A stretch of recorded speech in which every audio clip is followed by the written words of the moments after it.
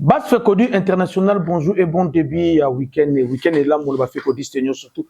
Vous qui me suivez partout dans le monde, merci Nabi Seigneur surtout. Bas Fekodi, c'est un plaisir à toi. Vous savez très bien notre émission. Autre bête ramassée, les alus liés, Kakana, côté sportif, la République démocratique du Congo, parce que nous sommes des patriotes, nous sommes des Ouazalendo et nous sommes des Fekodistes. Nous sommes les syndicats, il y a des athlètes congolais, des disciplines surtout d'église au coin du village. Là, c'est nous les Fekodistes et nous sommes fiers de l'être. Aux Congolais, qui toque on a bis sur la raba mondialiste. L'engio wapi vraiment merci.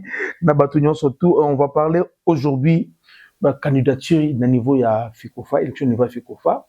Qu'est-ce qui se passe dans la candidature? Parce qu'on parle, on va rejeter la candidature à Batou, on va rejeter à 3, on va rejeter à Chabani Nonda, après, je vais vous expliquer ce qui se passe actuellement dans le niveau de Fekofa, la commission électorale, le niveau de Fekofa, on va parler, il y a un autre, il y a solo, il y a Jorti Mok également, je vais vous donner beaucoup de détails.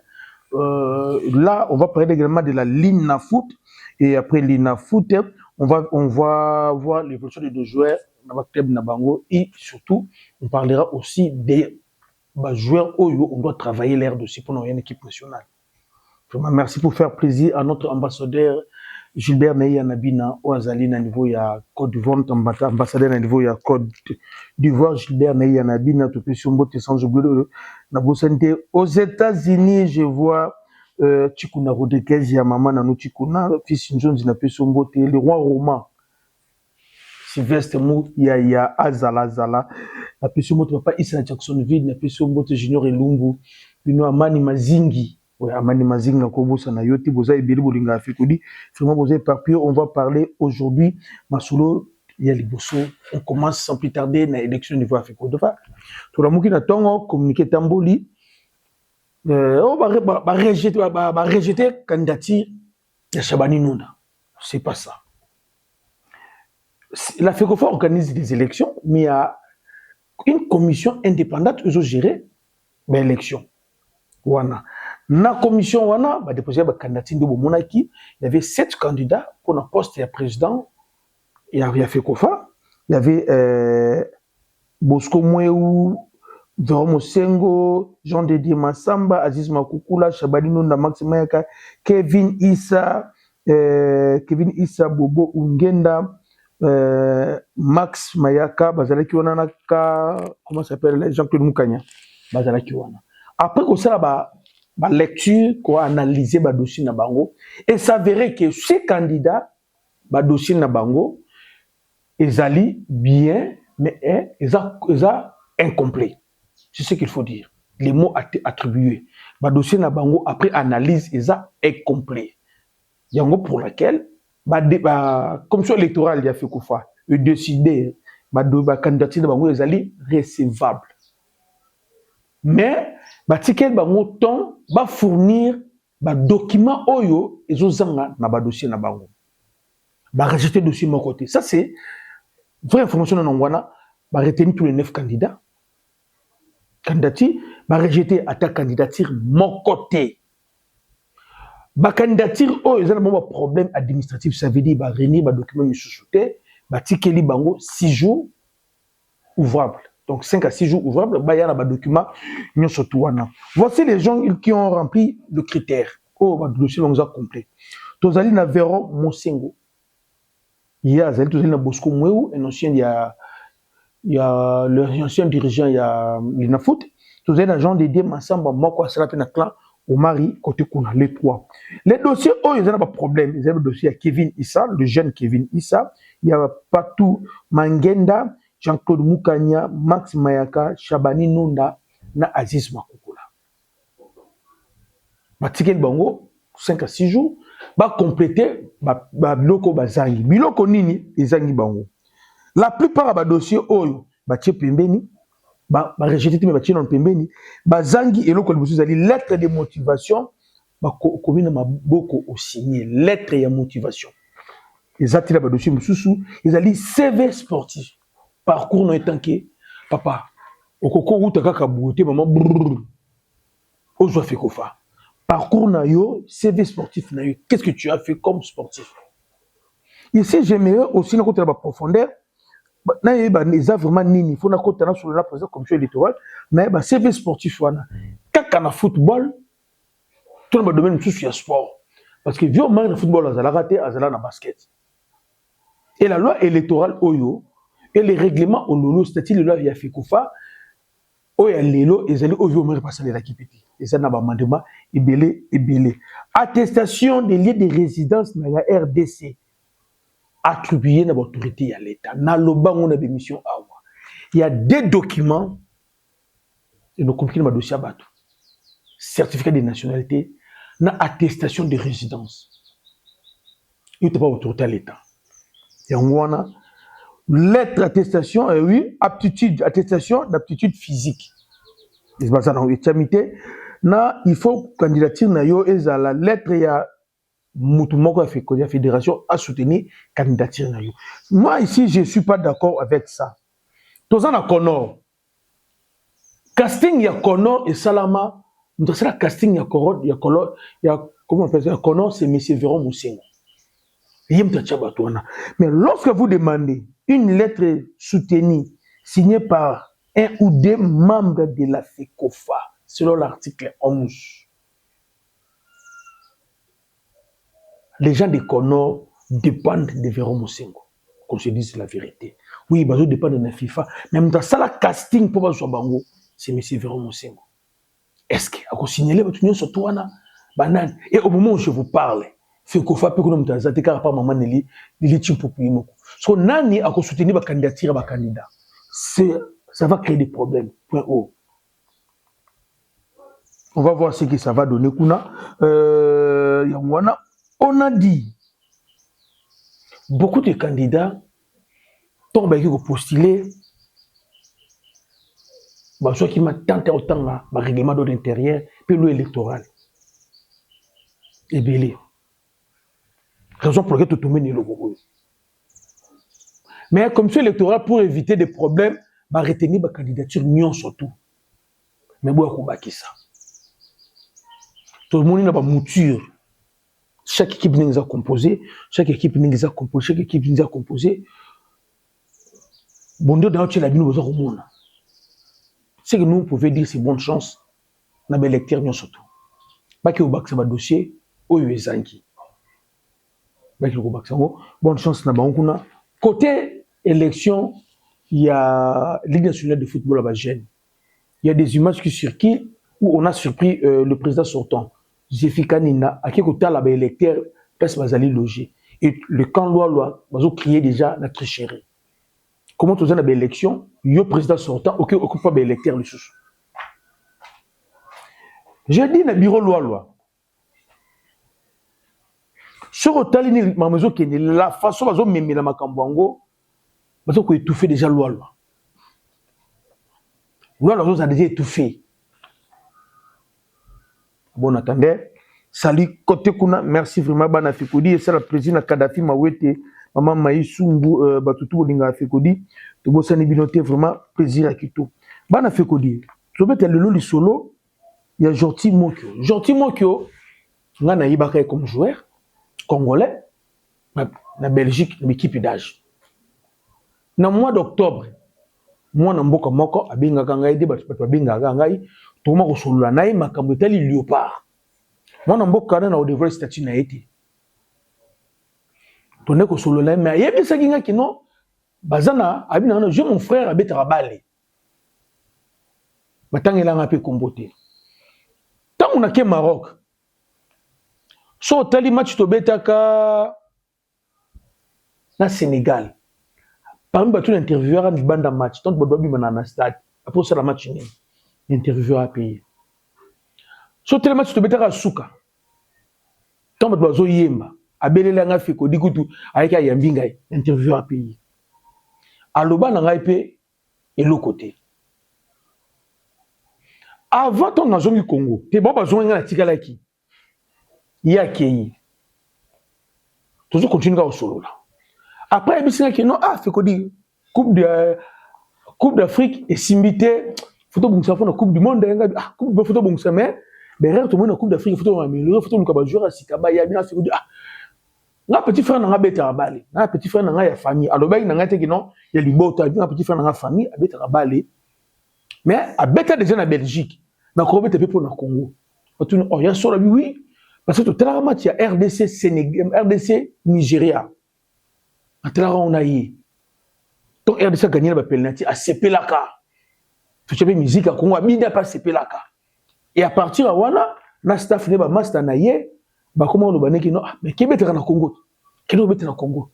Tu as on a bon attendre peu comment jouer et l'équipe. Là on a fait l'émission lobby, avant c'est l'émission lobby, on a monné ba communiquer nini. On a fait l'émission.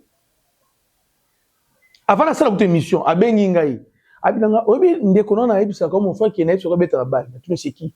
Abinanga c'est gentil. C'est vrai bien pourquoi on a le faire ngati. Alors le balangati ka po on nous so luka non je ba imaginer entraînement to ba nini on nous pose beaucoup de questions sur lui. Mais ba bien pour na Congo. Abinanga fait que dit la position actuelle il y a moi même les Belges ba yebi yango.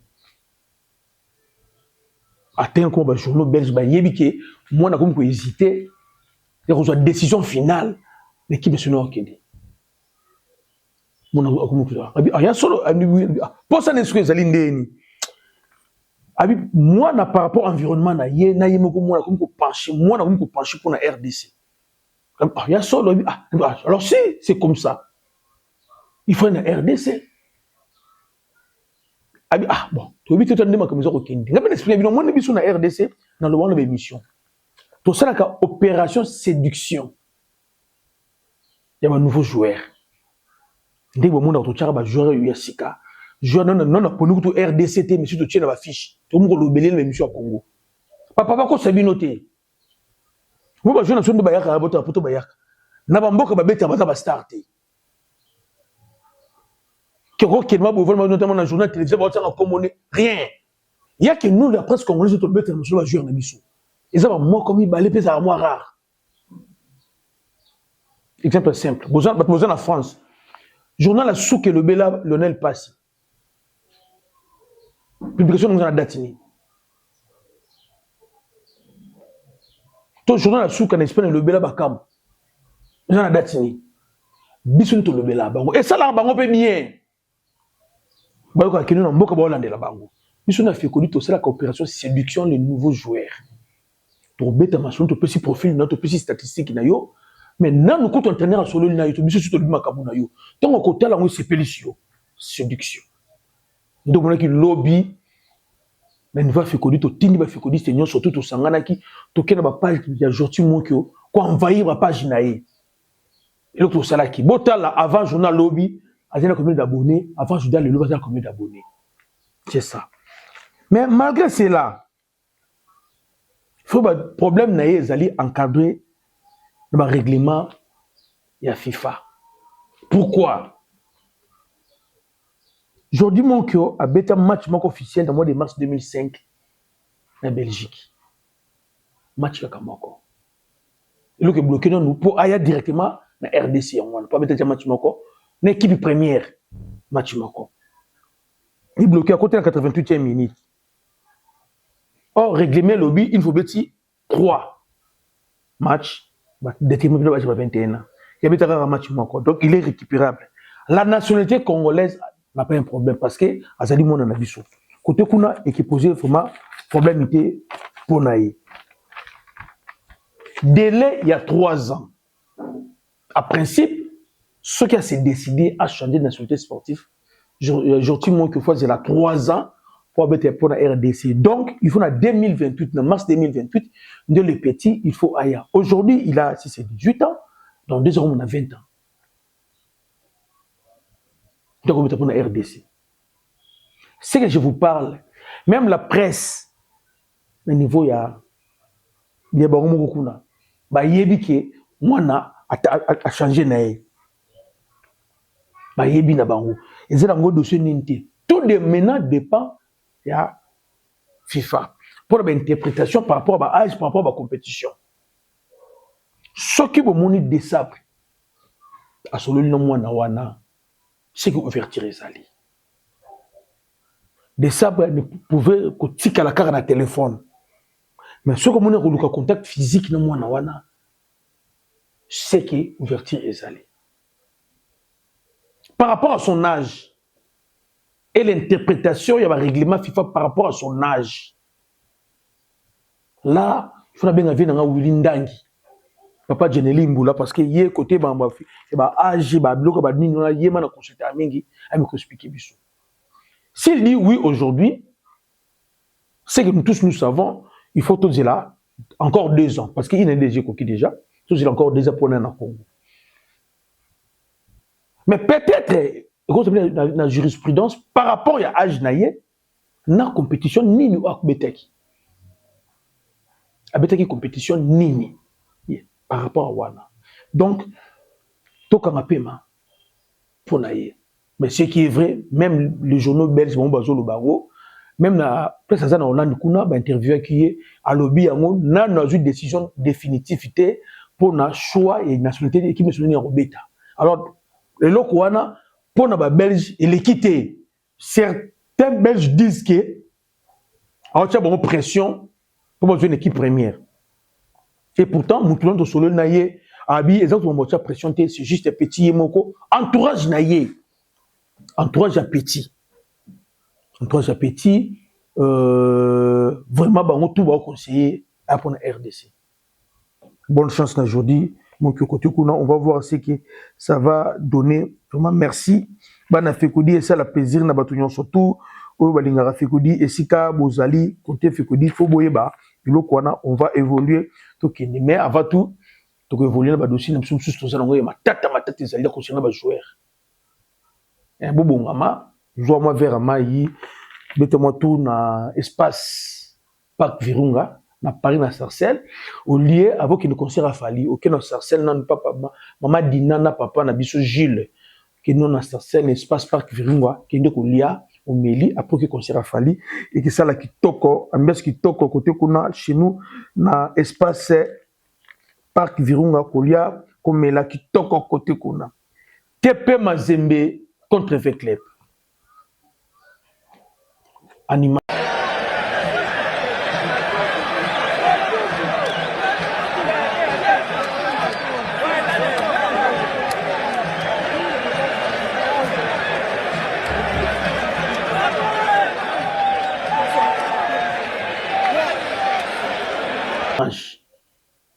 La joie de Bana Mazembe. Félicitations à Bana Mazembe. Vous gagnez match. Bana Veya, félicitations, fair play Zalaki. Mais tu déplorer une fois de plus l'arbitrage. L'arbitrage est une autorité. Il y a match. J'ai parlé avec les gens de TP Mazembe qui m'ont dit qu'ils n'ont fait que dire Tolinga qui match, on te met en 11-11. Parce que Bissou Mazembe, tout le monde d'autres équipes na Bissou. Donc c'est parce qu'ils ont classé comme Mouneni Namboka. Mais notre souhait, c'était tout le monde, comment l'équipe ne se soit avancer sur le plan technique, tactique, physique, mental. Mais comment tu as vu clair, l'infériorité numérique, on a habité au CPL, mais Tolinga qui vraiment te met en 11-11. Mais la victoire, tu as besoin de victoire. Vraiment, côté arbitraire, il va me ça. Arbitrage, il va me ça. Côté qu'on a 2-0, vraiment, qui toque au bas de plus à Fekodi. Opération séduction. Tu lances à Bissou niveau Fekodi. Tu lances en go, parce que tu loba en go. Mbalebele. Tu as recruté des joueurs pour 3 phases. Phase ya liboso, les équipes des joueurs pour qualifier pour la Coupe du Monde, la Coupe d'Afrique. Les joueurs aguerris, même à 27 ans, 28 ans, il y a qu'à qualifier sur la Coupe d'Afrique, la Coupe du Monde. Ce qui n'a pas joué à Totomé, c'est jeune, pour l'avenir, pour la Coupe du Monde. Coupe d'Afrique toujours nous organisé le club nous a sali ne intégrer l'équipe bangalé mukao ba stroiken ba Mathieu Polo et ça m'a bêté. Deuxième phase de recrutement autour de Mboka ils allaient de chercher les joueurs au ba ko bêter ça biso Coupe du Monde.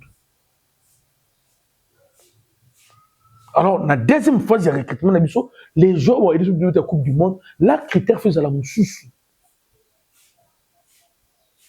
Tous les joueurs au bazar na fraîcheur, les joueurs qui ont du temps de jeu, les joueurs qui ont dans la compétition, il y a bien. Nous sommes toujours au Luka. Toujours les joueurs qui ont comme équipe à il faut qu'ils nous pas winner. Nous toujours en Wana.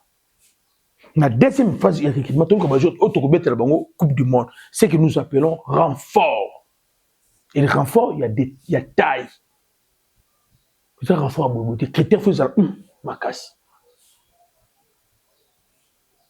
Donc ça veut dire il y aura un groupe de joueurs. Oh, bah, qualifier sur la Coupe d'Afrique, bah, Coupe d'Afrique, bah, qualifier sur la Coupe du Monde. Coupe de joueurs, il y aura d'autres. Oh, bah, il ne faut pas qu'il y ait. Par manque de temps de jeu, par manque de constance, par manque de fraîcheur, il faut qu'il y ait. Ndambo bakotikala, to lokina ndambo to kobakisa. To betina bango Coupe du Monde. Après Coupe du Monde, il y aura d'autres qui vont partir. Qu'on se dise la vérité, moi je ne vois pas après Coupe du Monde, Masoko Zalaka n'a pas. Y compris Chancel Mbimba peut-être. Parce qu'on a le parti. Bah Piquel, bah Michaki Elia, bah Mayele, bah Den. Bah ça m'a ébélé. Après mondial, je ne pense pas ébélé bah Zaona, bah mettre bah sur l'équipe nationale. Mais il faut qu'on renforce l'équipe. Nous ne va faire qu'on dit. Bon, ben on forme, ça formalité, tout ça là cas opération séduction. Tout ça séduire, Seni Mayoulou, 19 va mettre un PCG. Et puis comme moi au Simba. Tout ça séduire Lavia. Romeo Lavia, il y a Chelsea. 22 ans. Bon, tu as la jeune autant que nous va combo, mon côté au Leka à 25 ans. C'est parce que c'est l'avenir équipe nationale. Au Basel Bilba au Kende, notre équipe c'est une équipe vieillissante. Il plus de 30 ans, 29, 30 ans,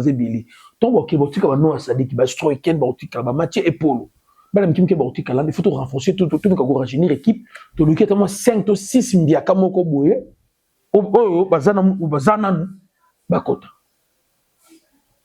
Toujours séduire. C'est Nimia Yulu. Toujours séduire Lavia. Toujours séduire également Samuel Kumbedi. Bosboul, on a 21 ans. Robert Kamba de 23 ans. Mawissa, 21 ans. Monaco. Samuel Iling, 22 ans. Puis, on a Julien Duraville, 23 ans. On a Bakwa, Kalimon, 24 ans. Samuel Bang, 22 ans.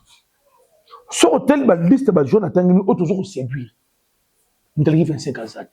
Pourquoi on a âge, Robert, sorti 8 ans, l'équipe nationale. Aujourd'hui, c'est la 2 cannes. Peut-être que ça fait 2 cannes. Toi, tu as 10 ans. On fait 10 ans. Et aussi à 2 cannes, on a 2 mondiales. Toi, les cannes de pousser, on a 3 cannes, on a 2 mondiales. Toujours préparé à venir à l'OPI. Toujours le cabon. Dans la liste, tu as fait une petite émission de Natambala. On a biscotte Mbala. Il fait partie de la liste de joueurs toujours séduire. Mais ceux qui on a beaucoup de joueurs de niveau allemand. Toujours qui est des Coupes du Monde. Préparation à Misso, les Andengini. Tout le monde sait qu'ils te mettent en Houston. Tout le monde sait qu'ils te mettent en Atlanta. Ils te mettent en Guadalajara. Tout le monde le sait. Pour votre information. Est-ce que vous savez que le Canada, Ouzbékistan, on va mettre un match amical au Canada. Ouzbékistan. On va mettre un match amical au Canada. Bon, ok. Donc ça prouve que le mondial, on va monter en bon réseau Bimawana. Les nations surtout ont participé au sérieux. Ouzbékistan a commis un match amical au Canada. Bon, ok. Ça prouve que tout le monde s'est préparé. Alors, nous, notre préparation, tout ça à niveau. Notre préparation, il faut dépendre des locaux de vos critères. Tout ça basé 4 critères. Tout ça basé équipe d'Abisso. Mobilisation, oui, nous les fécondistes, nous sommes mobilisés. La Caroline du Nord. Mobilisation, c'est la Caroline du Nord. On n'a pas aimé ça pour Daniel Congolo. Bah, ça, côté qu'on a mobilisé, na Texas. Bah, nous avons mobilisé na Texas. Ils ont au Salama qui toko. Bah, nous avons niveau à Texas. N'a pas fait l'union sur tout pays. Nous avons au Salama. Partout dans sa mobilisation. Même à Kinshasa, tout mobilisé bateau. Mais le vrai problème pour nous, c'est d'abord, c'est l'entraîneur et ses poulains. Coach ne peut jamais rater le recrutement.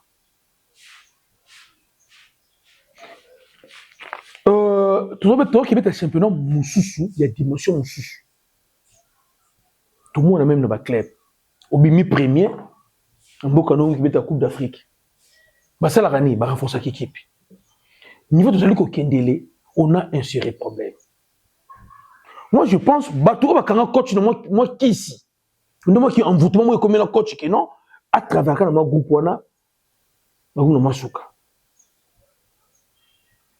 Cette fois-ci, bah na fait quoi dit. Toko ka sonité yakolobaki joueur X à cadre mais par rapport à ce que Kendele concurrence c'est Salami à Kendete. Ou to ligne nation. Tout l'individualisme. Qui ngana soutenir un joueur ou n'aller un bon joueur ou à qui mondial. Et le que vous savez ce qu'on attend de nous dans le mondial. Est-ce que vous voyez bien? Est-ce que vous voyez bien? Tout le monde sait. Tout le monde va supporter ça. Makassi. Coupe d'animation à la Makassi. Notre match na Portugal. Les alliés match phare, il y a pour la biso. Ceux qui vous ont connaissé Bafanti, jour à match wana, vous allez comprendre que non RDC, bazo c'est la biso. Bazo c'est la biso. Avant d'arriver là-bas, il faut qu'on prépare le match wana. Papa, ils ont mon français. Papa, il faut aller prendre des joueurs aguerris. Qu'on a sentiment.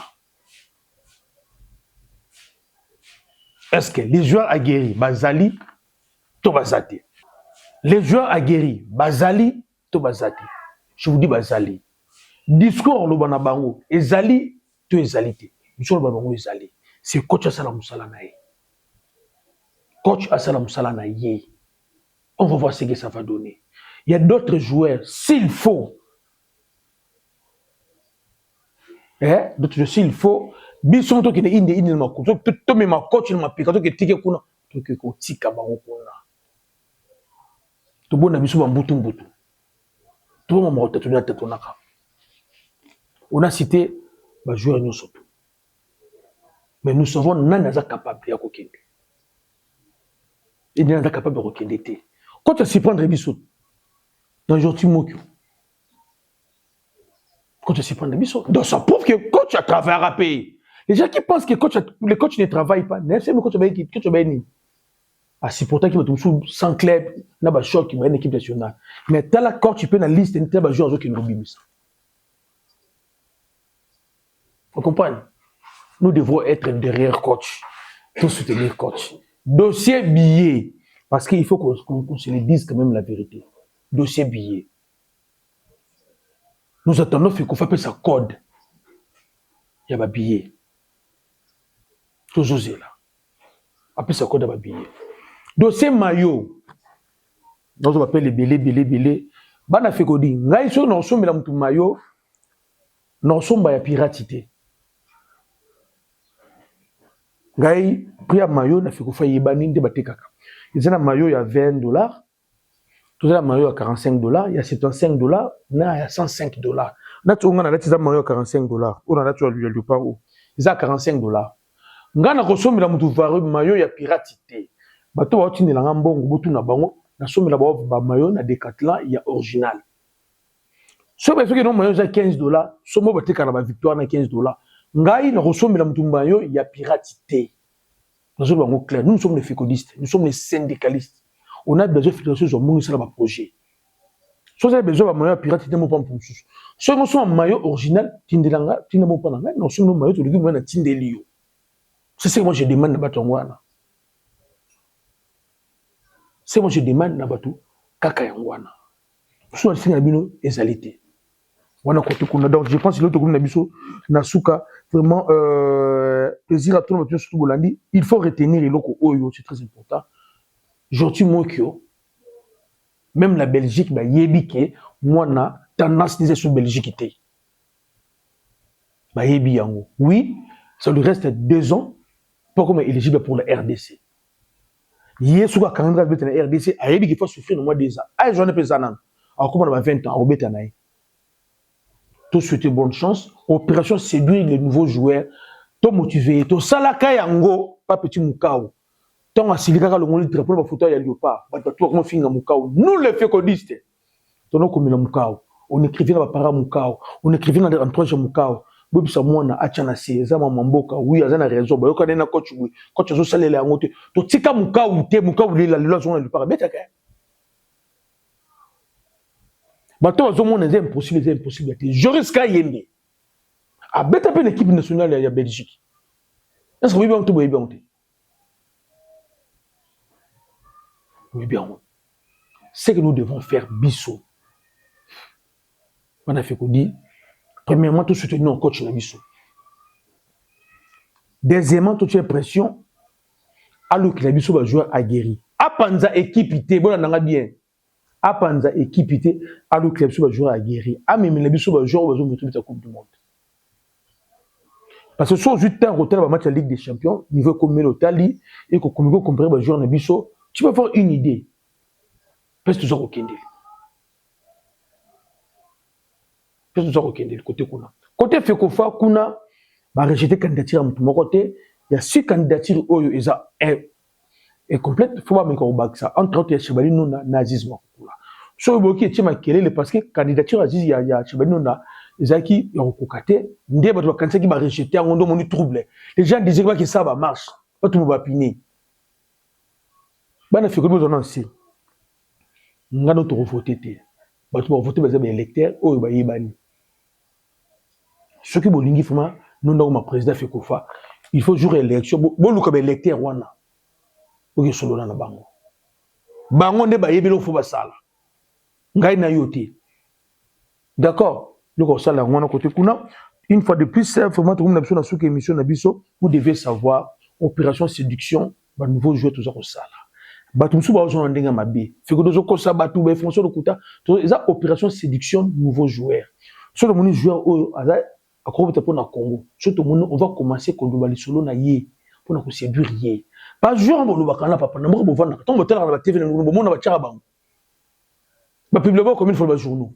Na nema ko. Mais ne compte mettre sur mon chat qui joue parce que bien sûr ne ba kolo na bango. Ça c'est stratégie.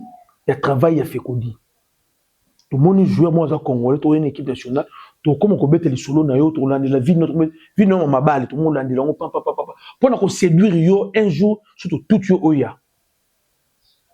Anthony Moussamba. Abouya Kanan. Tu bête ma solo, net, Timo aussi intéressé sur la vie, azo kam moitié le bazar au loquete. Parce qu'à mon avis, mais na comment on bête ma solo dans la fédération jouer tending. Tout le monde a gardé contact fibre entre patriotique entre joueurs na mboka bakoko na ye luto ngo sala ngwana ils ont intérêt musu souté vous pas na bana Fekodi donc boza la calme na Fekofa ba rejeter candidature à mutu côté mais ba sing na si d'autres compétiteurs là ba combler ba dossier na bango Jody Mokio son problème ezali ba règlement à FIFA ndé peut-être qu'il bloqué pour ya lelo. Mais ce qui est vraiment dans la Belgique, l'enfant, son cœur est déjà penché pour la République démocratique du Congo. Il y a un côté qu'on a, merci Nabana Fekodinho surtout, puis bah Djoko basé belé, oh toujours continue qu'on l'andapé, qu'on séduit, basé belé. Merci Nabisonyo surtout, ciao, bye.